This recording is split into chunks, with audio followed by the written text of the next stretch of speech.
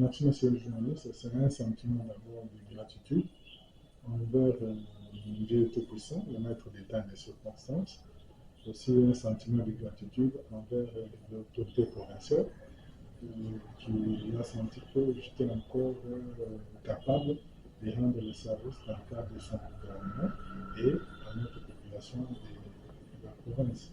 Ici, c'est le qu'un signe personnel pour moi, c'est un signe de loyauté et de beau service que l'on a à rendre à l'autorité à la province. C'est ce qui explique que nous en prenons encore.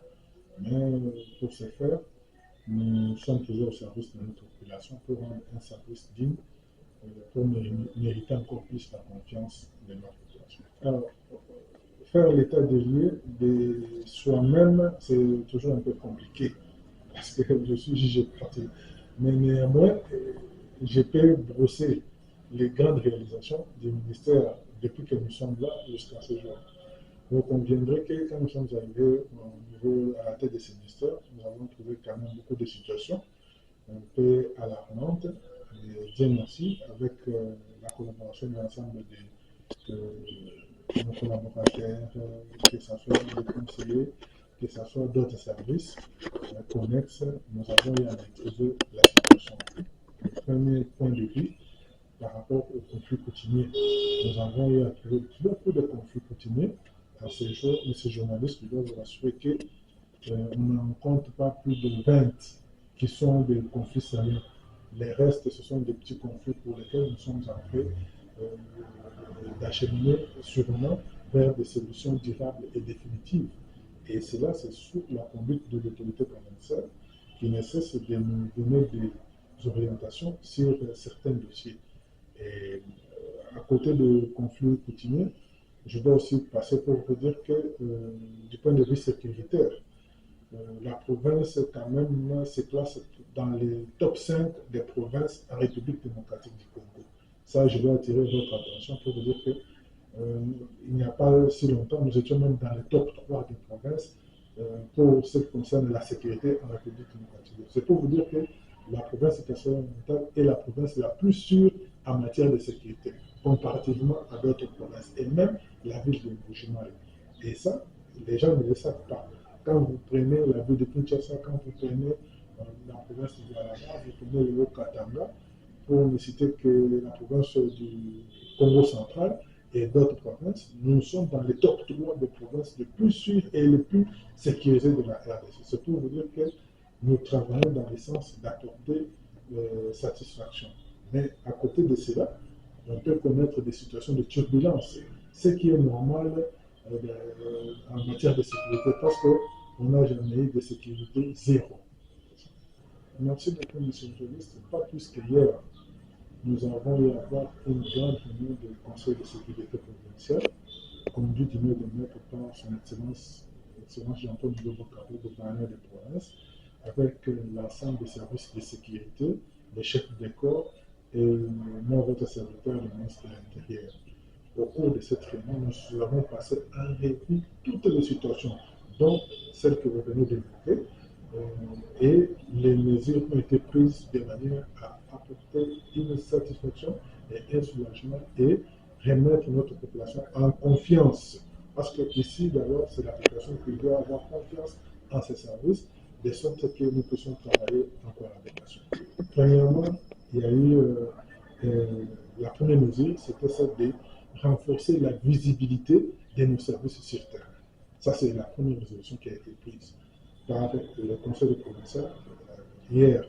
À côté du renforcement de la visibilité des services de sécurité sur terrain, il y aura aussi des patrouilles mixtes qui pourront être mises en place par rapport à l'ensemble de nos services. Ici, quand je parle de patrouilles mixtes, vous devez noter que ce n'est pas seulement la police et l'armée. On a associé l'armée, la DG et d'autres services non apparents pour accompagner toute cette situation qui est d'ailleurs temporaire et passagère parce qu'elle ne va pas traîner. C'est ça. À côté de cette mesure, la deuxième mesure de patrouille, il y a aussi les stratégies de prévention. C'est-à-dire là, nous sommes allés par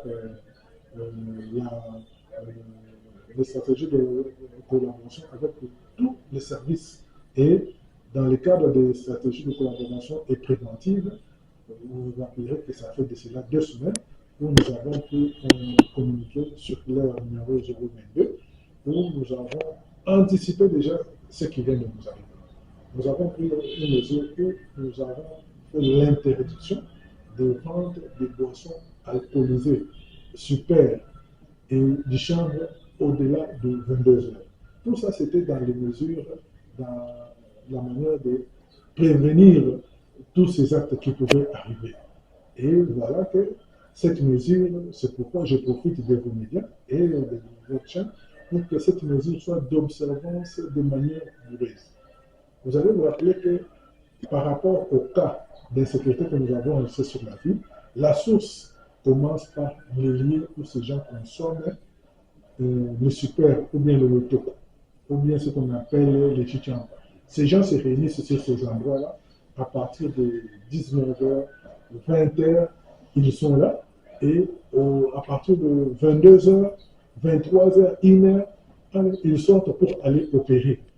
Mais si déjà en amont, nous, on prend la responsabilité d'interdire et que la population nous accompagne, nous allons diminuer cette tendance-là. Parce que c'est dans ces endroits-là où ces malfrats se rencontrent, où ils filment du champ, ils boivent. Et après avoir commis du forfait, ils reviennent à 4h, 5h au ces mêmes endroits pour faire comme si ils étaient en train de boire le super autre. Ici, j'appelle à la population, à l'ensemble des services de sécurité, de soutenir cette mesure-là. Ça va nous aider à éradiquer ce phénomène que nous sommes en train de constater. Alors, le premier message, d'abord, c'est de faire confiance à la police et aux services de sécurité. Ça, c'est le premier message. Le deuxième message, c'est qu'ils doivent noter qu'actuellement, la police et l'ensemble des services de sécurité sont en train de travailler de manière à éradiquer ce phénomène. Le troisième message, c'est la collaboration. Moi, je l'ai dit et je venais de vous le dire que la plupart des criminels, la plupart des gens qui commettent ces actes, ce sont nos voisins, ce sont nos frères, c'est les gens que nous voyons. Comment est-ce que moi je peux avoir un voisin qui sort à 2 heures, il n'a pas de moto, mais quand il rentre à 4 heures du matin, il a une moto. Ça doit nous tiquer et on doit remonter ce genre d'informations au niveau des services de sécurité. Ça peut être au niveau de l'ANER, de la DGM, de la 21e région, de la PNC, même au niveau du ministère. C'est-à-dire, tout ça, ce sont des actions que la population doit mener ensemble avec la police. Il faut aussi noter que, se référant au cas dont vous faites allusion hier, il faut dire que la moto n'a pas été remplie de manière définitive. Mais moi, il y a eu intervention de nos services qui ont intervenu pour que cette moto soit récupérée. Et d'après les informations à ma possession, cette moto a été déjà récupérée et sans problème. Ici, j'appelle à la vigilance et à la collaboration, surtout la dénonciation. Vous avez quelqu'un qui est dans les quartiers, vous avez un voisin qui sort à 1h, 2h, vous ne savez jamais ce qu'il fait, lui ne sort que pendant la nuit, il fait entrer des motos, des choses, amener l'information au niveau des services de sécurité, dénoncer ce gens-là. Et la plupart des fois, c'est nous-mêmes, la population, qui couvrons, qui cachons la plupart, parce que ces gens qui font ces pratiques sont des gens qui habitent avec nous, qui habitent non loin de nos maisons, parfois qui sont nos frères et sœurs, pour lesquels nous couvrons les actes criminels. En fait, nous avons pris la mesure de faire participer l'ensemble des services de sécurité.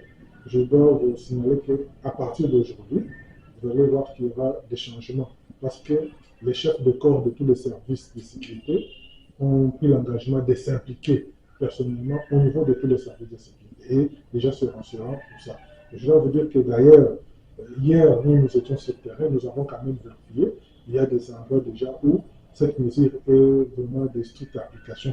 Ici aussi, j'appelle les bourgmestres, les maires de la ville, les chefs de quartier, à faire respecter cette mesure-là. Parce que nous allons prendre des mesures à l'encontre des chefs de quartier ou bien des bourgmestres qui ne vont pas accompagner cette mesure au niveau de la province. C'est-à-dire, si vous êtes chef de quartier, dans votre quartier, vous êtes chef de rue, dans votre rue, il y a ces bars qui fonctionnent jusqu'à au-delà de 22 heures. C'est le chef de quartier que nous allons suspendre. C'est celui que nous allons peut-être révoquer parce qu'il n'a pas su soutenir la mesure pour éradiquer ce phénomène que nous connaissons.